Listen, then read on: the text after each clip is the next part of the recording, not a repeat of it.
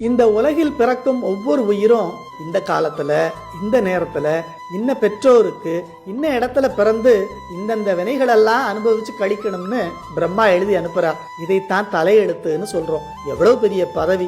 உலக நடப்பையே தீர்மானிக்கிறார். அதுக்கு மேல யாராவது இருக்க முடியுமா? ஒருத்தர் இருக்கார். அவர்தான் சிதம்பரத்தில் ஆனந்த நடம் புரியும் நம்ம நடராஜா. அவர் ஆணை வழி வேலை செய்யும் வேலைக்காரர் தான் இந்த பிரம்மா. சரி, பிரம்மாவை விட பெரியவரு நம்ம நடராஜா ஒருத்தர் மட்டும்தானா? வேற யாராவது இருக்காங்களா? ஏன் இல்ல, நிறைய பேர் இருக்காங்க.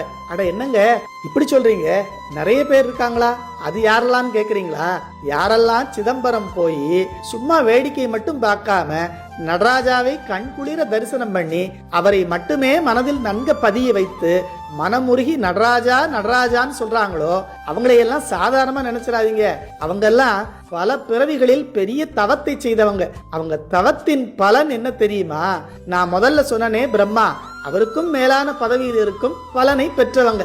இதை கண்ணிடை பொறித்து மனத்திடை அழுத்தியாங்கு உள்மகிழ்ந்து உரைக்க உருதவம் செய்தனன் நான்முகன் பதத்தின் மேல் நிகழ் பதத்தான் உருதற்கரியதும் உண்டோ பெருதற்கரியதோர் பேறு பெற்றோர்க்கேன்னு 11ஆம் திருமுறை கோயில் நான்மணி மாலையில பட்டினத்தார் அருள் செய்கிறார்.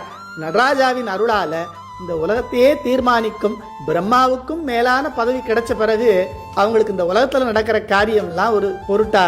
அதுக்கும் மேல அவங்க நினைச்சது நடக்காத காரியம்னு ஒண்ணு இருக்கா என்ன? அவர் அருளால இன்பமே என்னாலும் துன்பமில்லைன்னு சந்தோஷமான ஒரு வாழ்க்கையை இந்த உலகத்துல வாழ்ந்து நிறைவாக முக்தியையும் அடைவாங்க.